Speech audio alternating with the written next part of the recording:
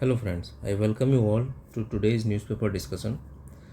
आज का देखिए पहला टॉपिक है states to conduct civil defence drills today. आज के द हिंदू न्यूज़पेपर में आर्टिकल पब्लिश हुआ है। जैसा कि आपको पता है, considering the impending actions between India and Pakistan, impending tensions between ongoing tensions between India and Pakistan, there is a war like situation persisting in the country.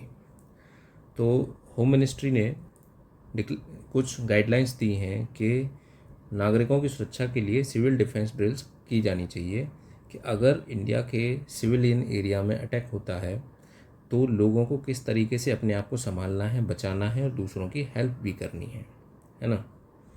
तो इस आर्टिकल को मेन पॉइंट्स क्या हैं एग्जाम पर्सपेक्टिव से, इसको हम डिस्कस कर लेते हैं। तो हमें यहाँ पे ये जानने की ज़रूरत है कि इंडिया का जो सिविल डिफेंस फ्रेमवर्क है वो किस तरीके का है, किन किन सिचुएशंस में ये काम करता है और क्या स्ट्रक्चर है इसका। ठीक है, एग्जाम पर्सपेक्टिव से डिज़ास्टर मैनेजमेंट के टॉपिक के अंदर ये आर्टिकल डिस्कस किया जाएगा, है ना। उससे रिलेटेड है, पेपर 3 में डिज़ास्टर मैनेजमेंट आता है, उससे रिलेटेड ये टॉपिक है। तो पहले तो ये है कि लीगल और इंस्टीट्यूशनल फ्रेमवर्क क्या है।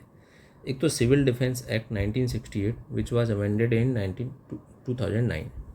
It enables protective measures during war and disasters expanding to include emergency and disaster response. मतलब इमरजेंसी, डिजास्टर या वॉर लाइक सिचुएशन में ये प्रोटेक्टिव मेजर्स को इंश्योर करता है सिविल डिफेंस एक्ट। फिर है डिजास्टर मैनेजमेंट एक्ट। ये इसके अंतर्गत नेशनल डिजास्टर मैनेजमेंट अथॉरिटी को एस्टैब्लिश किया गया था, जिसका सोलली काम होता है कि to respond in case of a disaster. Rehabilitation, rescue operations जो हैं वो भी एनडीए में ही प्लान करती है। रिहेबिलिटेशन वगैरह भी एनडीए में ही प्लान करती है। ठीक है, असेसमेंट किया जाता है एरिया का कि किस तरीके का वहाँ रिस्क है, कैसी वल्नरेबिलिटीज़ हैं। ठीक है, और कौन से प्रोविजंस है, जैसे फैक्ट्रीज़ एक्ट। अगर किसी फैक्ट्री में डिजास्टर हो जाए, तो एक्सीडेंट हो जाए, तो उस केस में कैसे नागरिकों की सुरक्षा की जा सकती है, कैसे लोगों की सुरक्षा की जा सकती है। जैसे आपको पता हो कि भोपाल त्रासदी हुई थी, जो भोपाल इंसिडेंट हुआ था, under which methyl isocyanide gas leaked from a chemical plant of union carbide, है ना, यूनियन कार्बाइड। उस केस में इस तरीके की सिचुएशन में लोगों को ये पता होना ज़रूरी है कि अगर कोई गैस लीक होती है या कोई केमिकल लीक होता है तो हमको किस तरीके से अपनी सेफ्टी को इंश्योर करना है, कहाँ जाके छुपना है, क्या कौन सा शेल्टर हमें एक्वायर करना है। ठीक है, explosives act include safety provisions related to civil defence. Institutional mechanism क्या है कि देखिए, टॉप अथॉरिटी तो कौन है, ministry of home affairs. Top managing authority ये है, यहीं से सारे डिजास्टर मैनेजमेंट के डायरेक्टिव्स एंड प्रोटोकॉल्स इशू होते हैं। Manages policy via department of civil defence and directorate general of civil defence. Directorate general of civil defence की ये रिस्पॉन्सिबिलिटी होती है कि वो ट्रेन करे और कोऑर्डिनेट करे सिविल डिफेंस वॉलंटियर्स को within states. National disaster response force assist in disasters often works with civil defence units.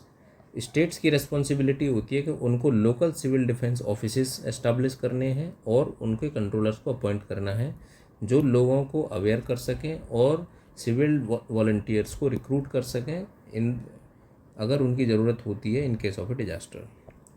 अब डिजास्टर से जो सिविल डिफेंस के लिए जो की एक्टिविटीज़ हैं डिजास्टर से बचने के लिए, वो उसमें कौन सी एक्टिविटीज़ आनी चाहिए। सबसे पहले तो ये है कि हमें ट्रेनिंग देनी होती है for disasters like fire fighting training, first aid training, rescue की ट्रेनिंग देनी होती है। जैसे कहीं बाढ़ आ गई तो कैसे बचाएंगे, या मान लीजिए वॉर लाइक सिचुएशन है तो उस केस में जो सिविल डिफेंस वॉलंटियर्स हैं वो सिविलियंस को कैसे बचाएंगे, क्राउड कैसे कंट्रोल किया जाएगा, अवेयरनेस फैलानी है लोगों में through safety drills, public education on emergencies. Equipment हमें इंश्योर करना है कि जो सिविल डिफेंस वॉलंटियर्स हैं उनके पास प्रॉपर इक्विपमेंट होना चाहिए। ठीक है, टू प्रोटेक्ट द पीपल। तो like protective gear, communication tools होने चाहिए, मेडिकल किट्स प्रॉपर होनी चाहिए, रेस्पॉन्स टाइमली होना चाहिए और एक्टिव रेस्पॉन्स होना चाहिए।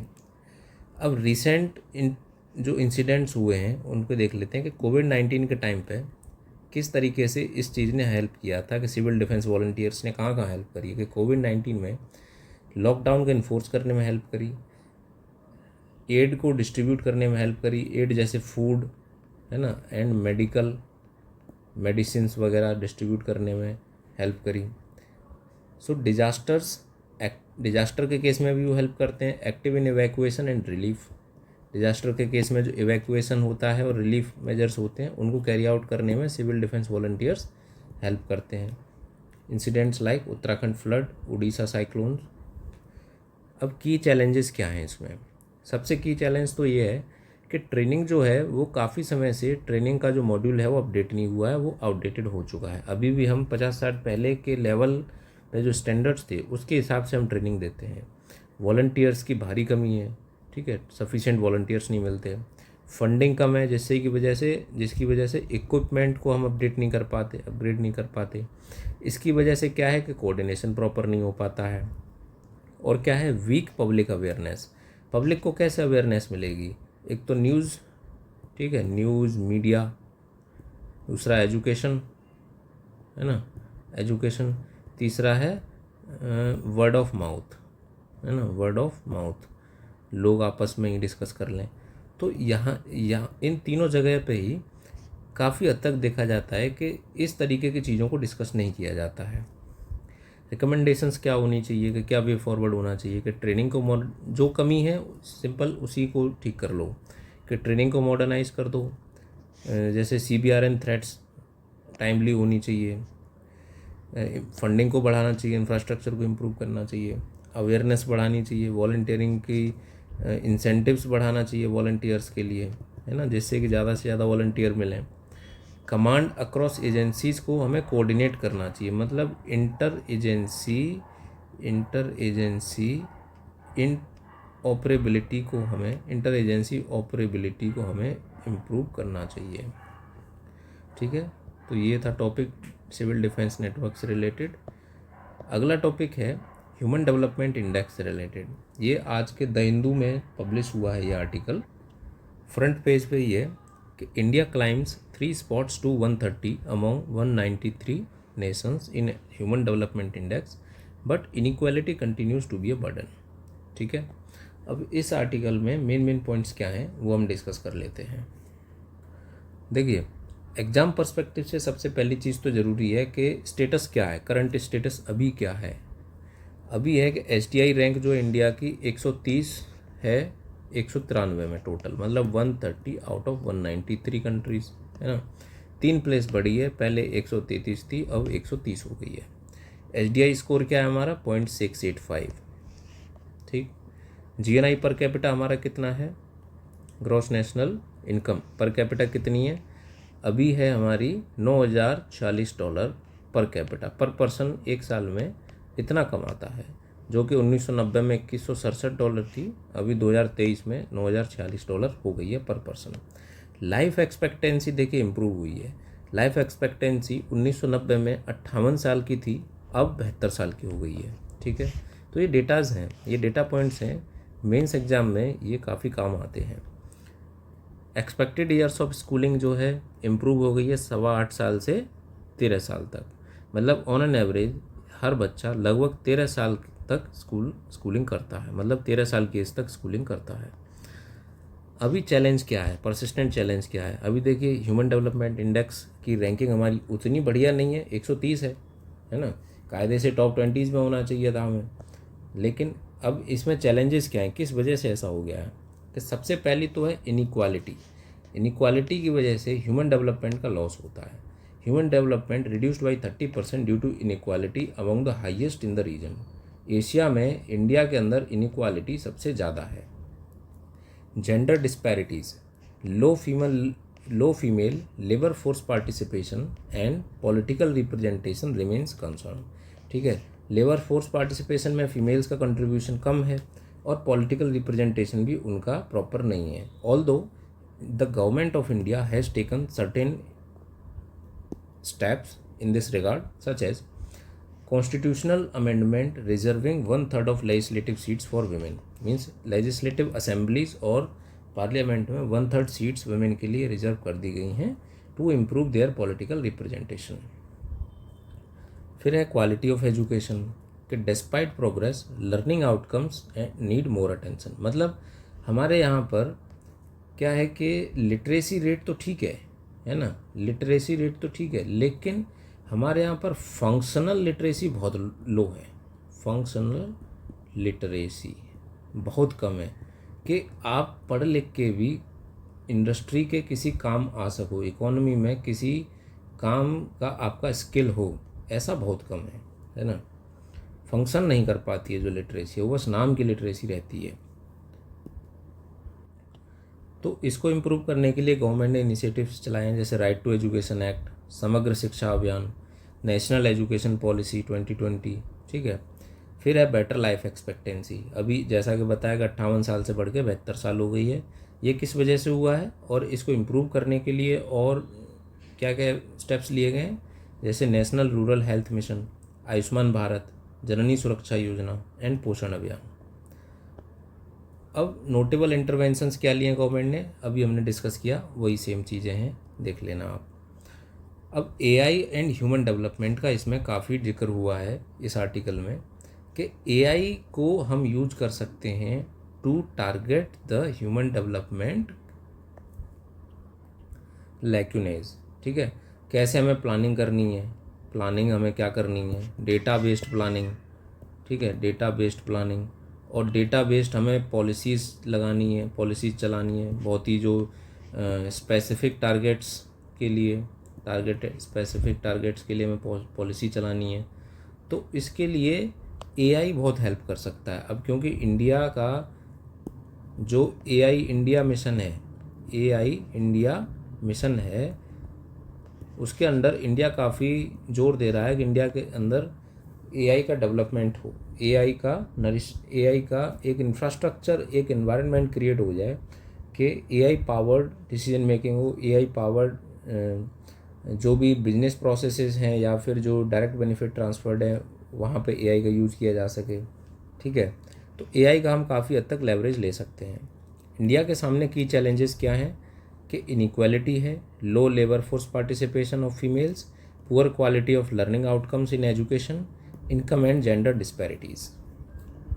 अब देखिए ह्यूमन डेवलपमेंट इंडेक्स क्या होती है कि it is developed by United Nations development programme, it is published by this UNDP. Core dimensions क्या हैं, इसमें 3 डायमेंशंस के अंदर मेनली कंट्रीज़ को रेट किया जाता है। सबसे पहला है health, it is measured by life expectancy at birth. दूसरा है education, it is measured by mean years of schooling for adults and expected years of schooling for children. Third है स्टैंडर्ड ऑफ लिविंग, मतलब ये किससे major की जाती है, gross national income per capita से। ये तो बात थी ह्यूमन डेवलपमेंट इंडेक्स की। अब देखिए अगला आर्टिकल है regarding in a push towards transparency, supreme court publishes assets of 21 जजेस। ट्रांसपेरेंसी को बढ़ाने के लिए सुप्रीम कोर्ट ने अपने जो 21 जजेस हैं उनके एसेट्स को पब्लिकली डिस्क्लोज कर दिया है वॉलंटरीली, ठीक है। ये आर्टिकल आज के द हिंदू न्यूज़पेपर में पब्लिश हुआ है। ये in a push towards transparency supreme court publishes assets of 21 जजेस, ठीक है। अब इसके मायने क्या हैं, देखिए इस आर्टिकल का यूज हो सकता है एक तो जीएस पेपर 2 में, ठीक है, जो इसमें मैटर है, और जीएस पेपर 4 में, एथिक्स वाले पेपर में। अब ट्रांसपेरेंसी आप जानते हैं कि वेरी इंपॉर्टेंट है in a democratic country to strengthen the institutions and to hold the institutions accountable, ठीक है। ट्रांसपेरेंसी बहुत ज़रूरी है। अब कॉन्टेक्स्ट देख लेते हैं पहले कि ट्रांसपेरेंसी बढ़ाने के लिए सुप्रीम कोर्ट ने 21 जजों के जो टोटल एसेट्स हैं including chief justice of India Sanjiv Khanna, वो डिस्क्लोज कर दिए, such as financial assets and liabilities on the supreme court's website, ठीक है। ये सुओ मोटो डिस्क्लोजर है, किसी ने इनको डायरेक्ट नहीं किया, हालांकि under Lokpal act and under various other initiatives by the government of India जितने भी गवर्नमेंट एम्प्लॉयज़ हैं उन सबको अपने फाइनेंशियल एसेट्स को डिस्क्लोज करना होता है, ठीक है। जुडिशरी के ऊपर ये कंपल्सन नहीं था, लेकिन इन्होंने गुडविल के चलते ऐसा किया है to strengthen the transparency. Purpose क्या है? The publication aims to address criticism regarding the judiciary's lack of transparency and to show openness in financial matters. अभी देखिए इंसिडेंट हुआ था कि दिल्ली हाई कोर्ट के एक जज के घर में बहुत सारे बैग, प्लास्टिक बैग्स में कैश पड़ा हुआ मिला था, है ना, करोड़ों रुपए थे। तो उसने एक कंट्रोवर्सी एक तरीके से कह दो स्टार्ट कर दी कि भाई सबसे ज़्यादा ओपेसिटी में तो जज ही रहते हैं, जुडिशरी के लोग ही रहते हैं, उनको कोई आर्ग्यू भी नहीं कर सकता, उनको कोई इन्वेस्टिगेट भी नहीं कर सकता, उनके अगेंस्ट एफआईआर भी नहीं हो सकती इजीली। तो वहाँ जो करप्शन है उसको कौन उजागर करेगा, उसको कौन पता करेगा कि वहाँ पे करप्शन किस तरीके से हो रहा है। तो ये एक वेलकम मूव है to reduce corruption in judiciary. अब इसका एथिकल पर्सपेक्टिव क्या हो सकता है? सबसे पहले तो है ट्रांसपेरेंसी एंड अकाउंटेबिलिटी। एथिकली ये किस तरीके से जस्टिफाइड है कि it promotes openness and accountability. अब देखिए कोई चीज़ आपको पता है किसी के पास कितना पैसा है या क्या एसेट्स हैं, अगर किसी के एसेट्स में बहुत ज़्यादा डिस्प्रपोर्शनेट इंक्रीज होता है तो आप उससे क्वेश्चन कर सकते हो कि भाई आपके पास ये पैसा आया कहाँ से, या विजिलेंस कमीशन उससे क्वेश्चन कर सकता है कि how you managed to accumulate such assets. ठीक है। Accountability is crucial in ensuring public trust in society, public trust in judiciary. अभी देखिए जुडिशरी के ऊपर सोसाइटी का ट्रस्ट बना हुआ है। अब जब ट्रांसपेरेंसी रहेगी, सबको पता रहेगा कि जुडिशरी इज़ नॉट करप्ट, तो ये सोसाइटी का ट्रस्ट बढ़ाएगी जुडिशरी के अंदर। The timing coinciding with the justice Verma controversy, अभी हमने डिस्कस किया, could be seen as tactical move to defect attention rather than a genuine step towards transparency. ठीक है, ये पॉइंट देखिए लिखने का है नहीं, बस मैंने डाल दिया है कंटेक्स्ट बनाने के लिए न्यूज़ का। ये एथिकल वीकनेस वाले ये जो टॉप पॉइंट्स हैं ना, इनको लिखने की ज़रूरत नहीं है। मेन बात है कि हमें इसे सीखने को क्या मिलता है। अब ट्रांसपेरेंसी से और क्या फ़ायदा होगा? फ़ायदा और ये होगा कि हम कन्फ्लिक्ट ऑफ इंटरेस्ट का पता लगा सकते हैं। ऐसा तो नहीं है कि किसी कोई जज है, मान लीजिए वो बहुत ही इन्फ्लुएंशियल फैमिली से आता है, उसके रिश्तेदार में कोई एमपी है, कोई एमएलए है, या कोई बहुत बड़ा कॉरपोरेट घराने से कोई आदमी है ना, या कोई कंपनी में काफ़ी स्टेक होल्डर है किसी कॉरपोरेट में। तो अगर इनसे रिलेटेड केस उस जज के पास जाता है तो एक तरीके से वहाँ पे ये हो सकता है, ये पता चल जाएगा कि इस जज का कोई कॉन्फ्लिक्ट ऑफ इंटरेस्ट तो नहीं है किसी केस को लेके। ठीक है। Privacy versus public right to know. ठीक है, यहाँ एक एथिकल डिलेमा है ये कि एथिकल टेंशन क्या है। अगर प्राइवेसी को कहीं ऐसा तो नहीं है कि ज़्यादा ट्रांसपेरेंसी के चक्कर में हम किसी की प्राइवेसी को ही हर्ट कर दें। ठीक है। So there is need to balance the public accountability with the privacy rights of जजेस and their families is an ongoing ethical dilemma. ठीक है, ये डिबेटेबल इशू है काफ़ी। एथिकल आर्गूमेंट फॉर ट्रांसपेरेंसी, जजेस as public figures have a responsibility to disclose financial information to maintain public trust and avoid political biases. Self regulation देखिए इससे बढ़ती है। अगर आप अपने काम को लेके, अपने कंडक्ट को लेकर ट्रांसपेरेंट होंगे इन पब्लिक स्फेयर, तो एक तरीके से आप कहीं ना कहीं अंडर प्रेशर रहोगे कि मुझे अपना कंडक्ट एक अच्छा कंडक्ट बना के रखना है। ठीक है। And obviously it improves the ethical trust in judiciary. Next article है power and pitfalls of social of digital influence. देखिए ये आर्टिकल आज के एडिटोरियल में पब्लिश हुआ है, आज के द हिंदू में ओपिनियन सेक्शन में पब्लिश हुआ है, the power and pitfalls of digital influence. अब देखिए ये आर्टिकल बात करता है regarding social media and its influence on decisions of the people. ठीक है। अब जैसा कि आप जानते हैं कि social media like Facebook, YouTube, Twitter और बहुत सारे जो इन्फ्लुएंसर्स हैं जो इन अलग अलग सोशल मीडिया प्लेटफॉर्म्स पर एडवाइस देते फिरते हैं कि कोई फाइनेंशियल एडवाइस दे रहा है, कोई हेल्थ एडवाइस दे रहा है, कोई अपने करियर को लेके एडवाइस दे रहा है, कोई पॉलिटिक्स में ही मौकरी कर रहा है या पॉलिटिक्स डिबेट्स कर रहा है, तो उनका इम्पैक्ट लोगों के डिसीजन के ऊपर होता है। लोग कैसे डिसीजन लेते हैं, कैसे सोचते हैं, उसके ऊपर काफ़ी इम्पैक्ट होता है। अब उसको रेगुलेट करने की ज़रूरत भी है, ठीक है। ऐसा नहीं है कि कोई किसी भी तरीके से कैसे भी फ्रीडम ऑफ स्पीच की आड़ में कुछ भी कह के चला जाए और वो टोटली गलत भी हो प्लस इमोरल भी हो एंड अगेंस्ट पब्लिक ऑर्डर हो। तो ये आर्टिकल इन्हीं पॉइंट्स पे बात करता है मेनली। मेन पॉइंट्स क्या हैं इसको हम डिस्कस कर लेते हैं। अच्छा, एक चीज़ और है, यहाँ देखिए जो कंज्यूमर ब्रांड्स हैं, जो कंपनीज़ के ब्रांड्स हैं जिनको हम लोग कंज्यूम करते हैं, उसके ऊपर भी यहाँ पे बात की गई है कि जो ब्रांड्स हैं वो भ्रामक एडवर्टाइजमेंट्स देते हैं लेकिन उनका रियलिटी कुछ और होती है। उन ब्रांड्स को एक्सपोज करने के लिए कुछ इन्फ्लुएंसर्स वीडियोस बनाते हैं, है ना। कई सारे उसमें कोर्ट केसेस भी हुए हैं। कई बार होता है कि इन्फ्लुएंसर्स की बात सही होती है, लेकिन कई बार होता है कि ब्रांड को मलाइन करने के लिए, उसको डिफेम करने के लिए षड्यंत्र रचा जाता है ऑन सोशल मीडिया, ठीक है।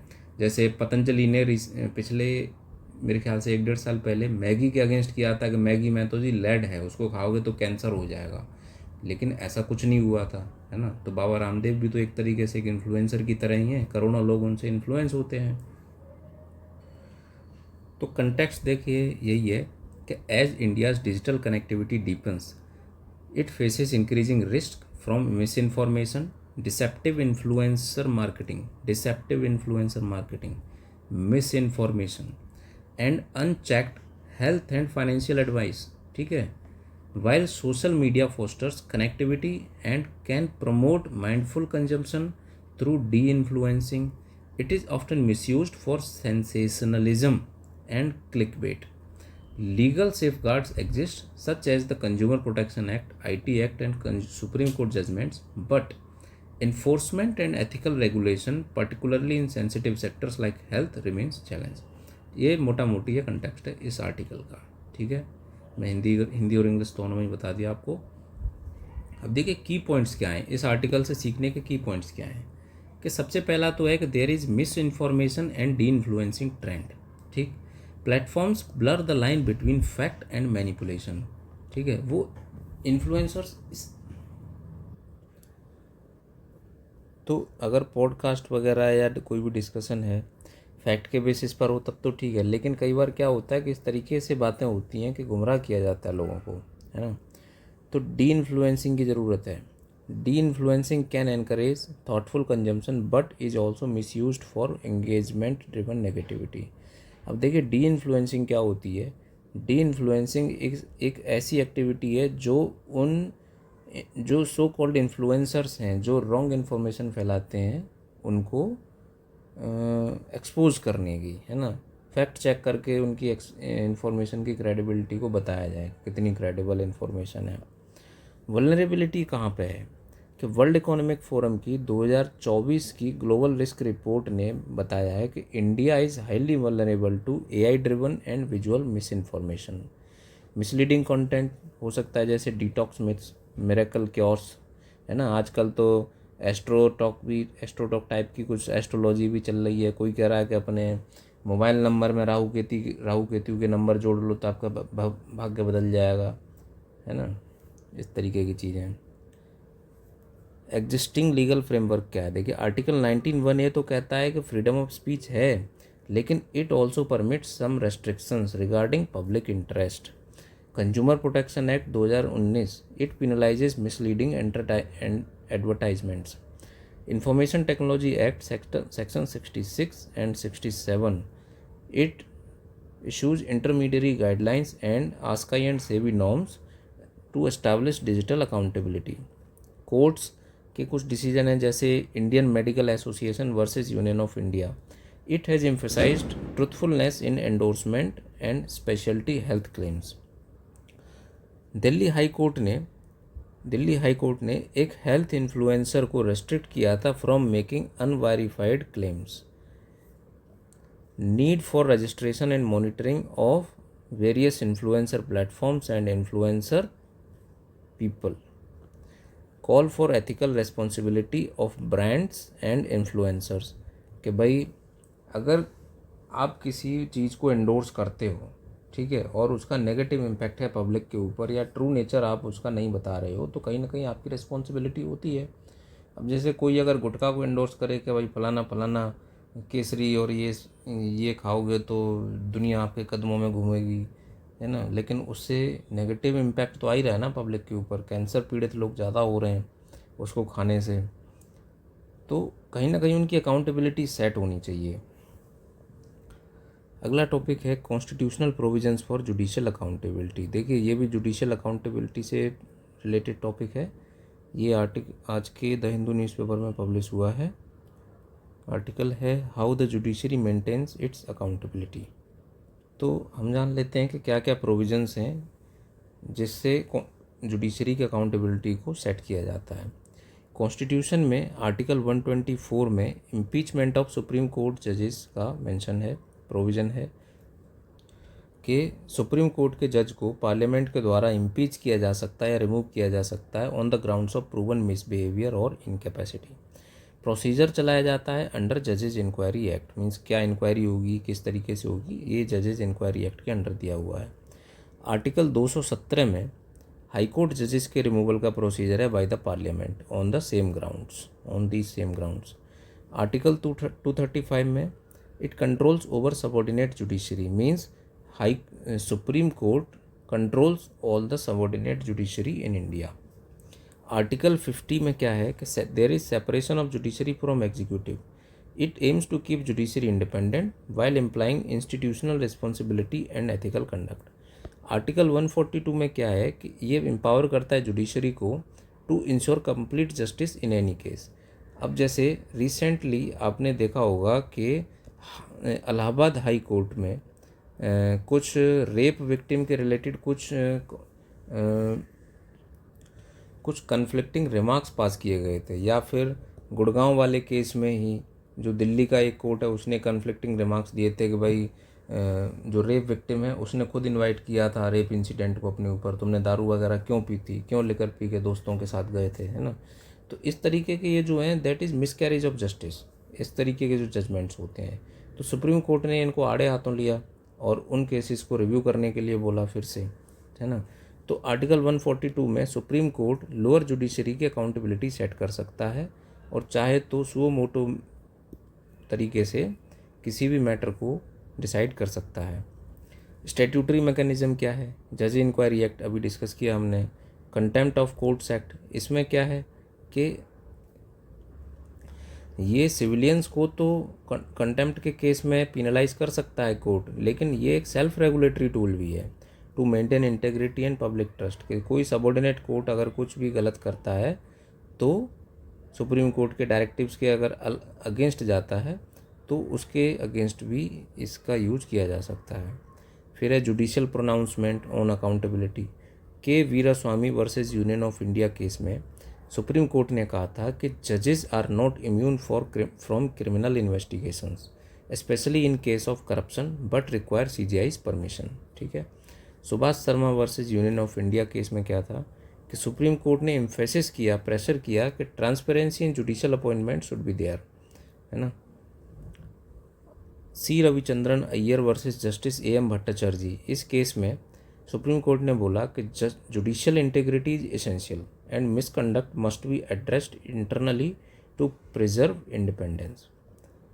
इंस्टीट्यूशनल एंड एडमिनिस्ट्रेटिव मेजर्स क्या हैं कि एक तो सुप्रीम कोर्ट के खुद के इन हाउस मेजर्स हैं कि वहाँ के CJI किसी भी जज के अगेंस्ट इंक्वायरी शुरू कर सकते हैं और किसी भी केस को किसी को भी अलॉट कर सकते हैं। रीस्टेटमेंट ऑफ जुडिशियल वैल्यूज, एक code of ethics adopted by judiciary outlining principles like integrity, impartiality and restaurant was adopted. ठीक है। ये कोड ऑफ एथिक्स को सुप्रीम कोर्ट ने अडोप्ट किया इन वैल्यूज़ को हाईलाइट करने के लिए, इन वैल्यूज़ को इनकरेज करने के लिए। फिर गवर्नमेंट ऑफ इंडिया ने 2014 में एक NJAC एक्ट लेके आया था to improve transparency in judicial appointments, जिसको सुप्रीम कोर्ट ने ऑब्वियसली स्ट्रक डाउन कर दिया था। NJAC का डिटेल क्या है आप देख लीजिएगा गूगल करके, बहुत ज़्यादा इंपॉर्टेंट नहीं है, बस ये पॉइंट यहाँ पे इंट्रोड्यूस करना इंपॉर्टेंट था कि और क्या रिफॉर्म्स जो पेंडिंग है जो प्रपोज किए गए हैं। एक बिल था 2010 में पेश हुआ था पार्लियामेंट में कि judicial standards and accountability bill. इसमें क्या था कि इसने प्रपोज किया था कि there should be mandatory declaration of assets by जजेस a broader definition of misbehavior was introduced in this bill, and there was a provision for creation of National Judicial Oversight Committee. The bill lapsed with the dissolution of Lok Sabha. Bill pass नहीं हो पाया, लेकिन bill काफ़ी अच्छा था. So that is all for today. See you in the next video. Thank you.